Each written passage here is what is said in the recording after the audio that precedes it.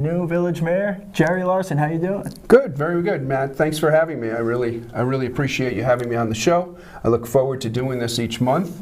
Yeah. Matt originally asked me to do it weekly, but I don't have that much to share. But I am looking forward to this. So thanks again. Yeah, no, we're really excited too here at LTV. For those of you at home, me and Jerry, we kind of know each other well back. Family friends growing up. Grew up with his kids and played volleyball with them. And so I've been here my whole life, except for my 4 years at Penn State. And Jerry, you pretty much the same thing too. Yeah, I actually moved here when I was a young kid, probably like 6 or 8 years old. Went through all the school system here. Eventually became a traffic control officer in 1983 under Chief Glenn Stomitz at the time, and then he was kind enough to put me through the police academy in 1984, and then in 1980 as a part-timer, and then in 1986 I was hired as a full-time police officer, and eventually made my way up through the ranks, and then in 2003 was promoted to chief of police, and retired in 2016. And then I've got this great idea to run for mayor of the village in 2020. We had the pandemic, and eventually we were successful and was elected in September of 2020. And it's been a race, it feels like, since we took office, and we've just made so many positive changes, in my opinion. Anything from a farmer's market to our concert series up at the beach during the summer. Really building community is what I feel like we're doing, and bringing village residents, town residents, visitors all together in our village, and it's just been a really rewarding experience to be able to do that. We've received so many compliments at the beach. My wife and I attended almost every concert series during the summer. And it was just amazing, the response. And at the end of the night, people would come up to me and thank me and say, you know, I've owned a home here for 25 years and never felt like part of the community until tonight. And it was just a really good feeling.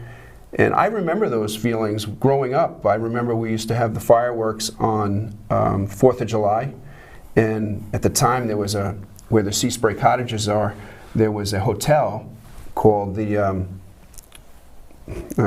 I forgot what it was called, but I worked there, and then I had all these friends that would come out in the summer, and 4th of July would really start the summer for us, and the fireworks, and it was a great night. So a lot of memories, and I just feel like we're recreating those things for visitors that come, and even for local people. There were so many local people up there. It was just a wonderful night. Yeah. And it really helps business. Yeah. Because, you know, if you're coming up to the beach, you know, you're buying food at the concession, which is, you know, Susan Seacamp and her daughter Amanda. Yeah, we'll talk about that in a second. Yeah, I mean, from what I heard, that last concert that you guys did was packed, fully packed. You couldn't even get parking at Main Beach, which has a significant parking lot. I heard it was so packed that who's the celebrity that lives right there? The musician. Yeah, Paul McCartney. Yeah, he showed up, and I heard it was all sorts of fun, that last one, but all throughout the summer as well. So you talk about bringing the community back together, and I guess I'd be remiss if I didn't ask, well, what happened to the community from when you were a child to when you ended your police chief in 2016? Well, part of my motivation to run for village office was because I saw this community being ripped apart slowly. Yeah. And there's a lot of different factors, in my opinion, that cause this problem. And some of it is because we don't have housing. Yeah. And, you know, when I was a young police officer and I had young children, I would coach local Little League, just like your dad did. Yeah. And what's happening now is a lot of the employees, whether they're school teachers, police officers, they're living out of town and just traveling here to work, which is the worst thing, in my opinion, because you don't have that sense of community. Who is coaching our Little League teams? Who is coaching our basketball teams? You don't have that community. I used to love the fact that you'd be in the grocery store and you'd run into your kid's, you know, your child's teacher, you know, in the vegetable aisle, and you'd be able to talk about school things, and you started to see that fall apart. So one of my motivators as chief of police was to make sure I hired local people, and we're continuing to do that under my leadership as mayor as well. we're really focusing on hiring local people, giving them good jobs so that they can stay here if they can find housing. No, I love that. I mean, I've been talking to a bunch of different people, whether it be Peter Van Scoyak. I've been talking a lot about the housing crisis out here, and I'm hoping to get more into it with people over time.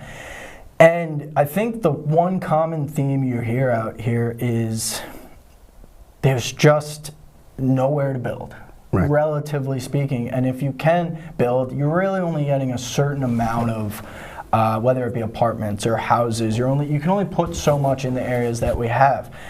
Is the village working on anything maybe a little outside the box when it comes to housing, or is there just not much area? There's just not a lot of areas, and unfortunately, and you see this over and over, we all complain about there's not enough housing, and then, I have to say the town board's doing a good job with that respect and doing the best they can, but they propose a location and then you get people complaining about it. Same with cell phone service. We all agree that we have a cell phone service problem, and then the town board is trying to put up towers, and you're getting a lot of pushback. So it's a difficult situation all the way around. So, I mean, we were just looking today, our big focus is to install a centralized sewer system in the village. Not only it will help water quality, because the entire village is in the watershed of Hook Pond, and a lot of the septic systems that exist now are actually in groundwater. So this would go a long way in helping water quality. And we're trying to find a place for the sewer treatment plant. And, we spent hours today going over different locations. It's very difficult. So, well, you talk about that. You have Rowdy, you have Fierro's, you have a few places in town, but one of the main things, regardless of town out here, Montauk, East Hampton, Bridgehampton, Southampton, Amagansett, in the winter, you drive down that street on a Friday night at 7 p.m. and it's relatively dead. And to your point, and from what I've heard from many other people, is it starts with the sewage system. Can you explain that to the public, of maybe someone at home, and I didn't understand that at first. Why does it start with the sewage system? So what happens is there's a certain flow rate for sewage, and it's usually 2 times the amount of your water bill. Is basically your flow rate of sewage. So Sag Harbor, and everybody uses that as an example, why can't we be more like Sag Harbor? And the reason we can't is because in the 70s, they created a centralized sewer system, and they treat their water, and actually the clean water then goes back right into the bay. Interesting. Right on Bay Street. It's an amazing plant, and again, it was built in the 70s. So we're pretty far behind them as far as that technology, and that's why they have such a vibrant downtown, because they have all of these restaurants. It's a walking village. I mean, it's a lot of fun. Sometimes you might think it's a little too crowded, but it is a lot of fun, and we want to be more like that. And the only way we can do it is to create the centralized sewer system to allow the flow rate to meet Suffolk County guidelines, the health department guidelines. So that's what we're moving towards now. So it would not only help our restaurants, it'll also help the water quality in Hook Pond. And now the town the village is also working on a new $30,000 bid for reconstruction of the Herrick Park restroom renovation, and that's something that you consider very important because that's one of the first steps. So when I took office, my motivation was to use Herrick Park. It's kind of been a museum, if you will. I mean, you can admit it. It's been underutilized the last 10, 15 years. So our goal was to utilize that for local events, and I think we've started out very well. We started with a farmer's market. We worked with the Hamptons Film Festival, and they had movies for children in there on Wednesday nights this summer. We had a great Centennial Festival in there, and then we had a Fall Festival in there. We had a car show. I mean, it's been really used in a smart way, and it's really brought business back into the community, and people love it. I haven't heard any well, you're always going to hear some complaints, but I haven't heard any substantial complaining. Now, let's bring this back up. Main Beach has been a focal point of East Hampton Village and town forever. I mean, it just has. After Hurricane Sandy, it was actually awarded with the beautiful job that the town, village, and everyone put the effort into. It was actually awarded Beach of the Year by a highly recognized publication that comes out and ranks the beaches on a yearly basis. Main Beach won that. Now, there's a new hut / charter bowl / whatever you want to call it, run by my friends, the Sea Camps, who run the Amagansett Atlantic Beach Avenue Beach Hut. Susan's ran that for about, seems like 30 years now. Right. And they also run Brent. So it's a very well-known family. Can you talk about, I believe they signed a 10-year contract? Yeah, they have a 5-year, they bid. They bid on the contract. They won the bid. They have a 5-year contract with a right to renew for another 5 years. We mandated that they take credit cards, which the prior concession didn't, which made it very awkward. So you'd go in, you'd have to pay cash, but you'd have to use the ATM there to get cash. It was very, very poorly run. They're doing lunch, breakfast, and dinner. Wow. They stayed open late for the music series that we ran, and they're just doing a great job. The food is wonderful. The atmosphere is really friendly. I could be wrong. I heard they give lifeguards discounts too. I think they did. Yeah, I'm not positive, but I mean, we could go into the whole lifeguard program has been unbelievable. Well, you know, I did that my whole life. But this summer, I mean, we had beach events for the lifeguards. One of the biggest ones I heard in years. And speaking of that award that you were saying with the beaches, Main Beach hasn't been, in at least the last 5 years, has not been in the ranking. Cooper's Beach in Southampton has, and Chris Minardi, who's my deputy mayor, his main focus is to get Main Beach back in that ranking. So, and this summer we came a long way. Right there, yeah, long way. I mean, you know, my whole life it's always been the biggest beach out here. The lifeguard tournament was always there, but like you said, it's always felt very in the shadow, I guess, but now it's more than just fireworks and the lifeguard tournament, and you're trying to create more of a, you know, a summer-long day and night events there. Right, yeah, I mean, to me, it's a no-brainer. I mean, that's what the beach is for, you know? Now it's to have fun for all different. Now I want to pose a question for you. The great Jason Nauer, who's upstairs right now producing this, and I had a wonderful conversation this morning about food trucks. Food trucks. And how can we get food trucks, and specifically locally owned and ran food trucks in this town? I know from my experience, I know that the bids are very expensive. Right. Is there a way where we can lower the bids, maybe have food truck festivals on the weekends in Herrick Park or wherever it may be? Is this something that we could consider moving forward? Yeah, well, during these last couple of festivals, we have had food trucks in there. One of them was Dreesen's. Yeah. And I think they had a wonderful day on the Centennial weekend. It was a lot of fun. They had coffee and the old cinnamon donuts, which we all remember. So we are slowly doing that, but my whole goal was to bring business back to the local businesses who are paying rents. Yeah. So I didn't want to fill the park with food trucks and then people don't go to Fiero's Pizza. They don't go to Sam's. They don't go to Cheetah.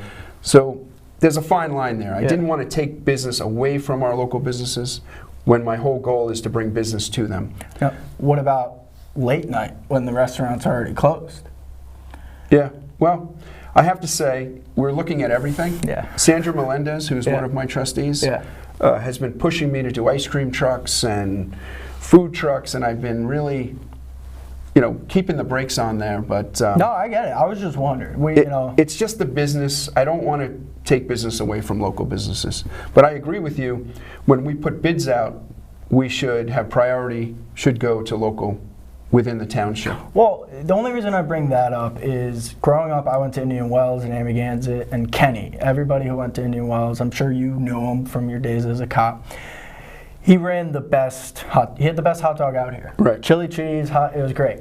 And then Kenny passed away from cancer, unfortunately, and his assistant, Matt, tried to reopen it, but the bid for the actual spot was $50,000. And how many 23-year-olds at the time can afford that? Right. No one. Yes. No 23-year-olds. So it was just something I always thought about. You know, it's a good point. Whether it's across from the Talk House or in Montauk in the summer, there's nothing open for anyone to eat. Right.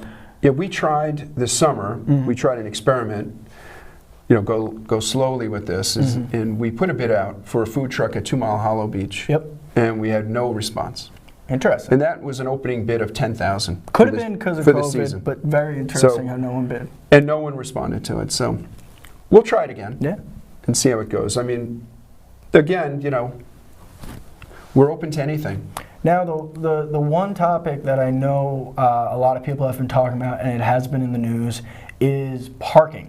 Right. Who knew parking could be so controversial? Not me, but it turns out it is very controversial. There's some issues with residents parking on the street. There's some issues with the amount of parking spots. There's not enough. I know that there was a rumor flying around last year that you wanted to maybe go diagonal parking like Sag Harbor. Is there any truth to that? Oh, yeah. Okay. Yeah, definitely truth to that. But let me just start off with the parking plan that we came up with. Yeah. When we took office was, as we were campaigning, we heard a lot of complaints from the store owners that 2 hours, that was the max you could have, was not enough for people to shop. Certainly was not enough to see a movie and shop or have lunch. So we came up with a plan that we would do 2 hours for free and then charge for the third hour if you chose to stay a third hour, which people have been very happy with. And we made substantial amount of money. I think we made from May 15th to September 15th, I think it was over $100,000 we made from our parking revenue. And it was actually helpful and much friendlier than getting an $85 or $80 parking ticket. So that was the first idea. Then the other idea was to create diagonal parking on Newtown Lane, only from in the business district area, so from Park Place to the traffic light at Main Street. And the idea behind that was you'd create a few more parking spots, but really what my goal was is to make it more conducive for outdoor dining. And that was something else that was never allowed. Yeah. So outdoor dining, say like Cheetah and Sam's and even Fierro's was going to put a table on Newtown Lane. The diagonal parking would be much more friendly to that. You wouldn't have car doors opening into it, you wouldn't have an exhaust pipe.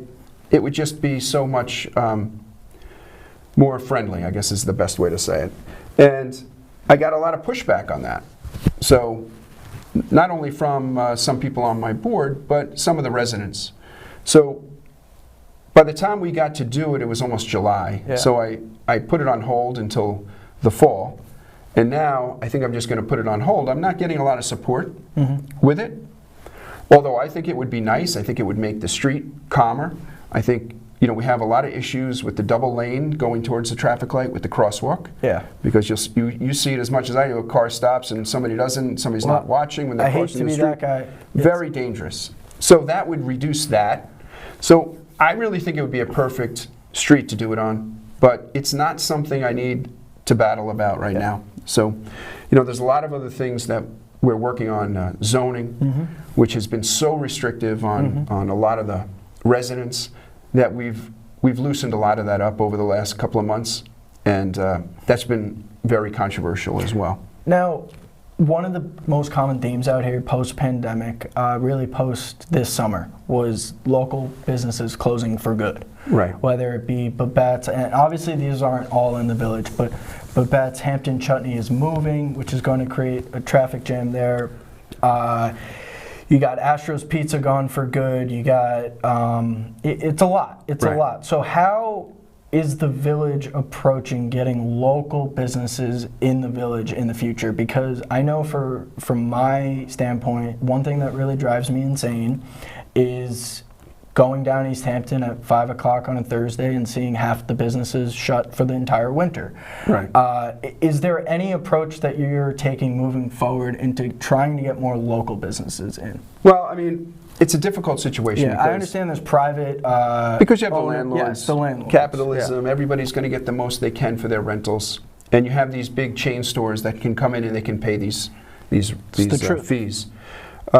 Some of the smaller stores are, still able to stay. Luckily, Cons was able to negotiate with his landlord, and he was able to stay. I know Gubbins in the back, they just signed another 10-year lease. Oh, wow, that's great. So we're really happy to hear that. We've got Fod with his barbershop on Newtown. He actually bought the building. So he is now a permanent fixture there, which we're really happy for him.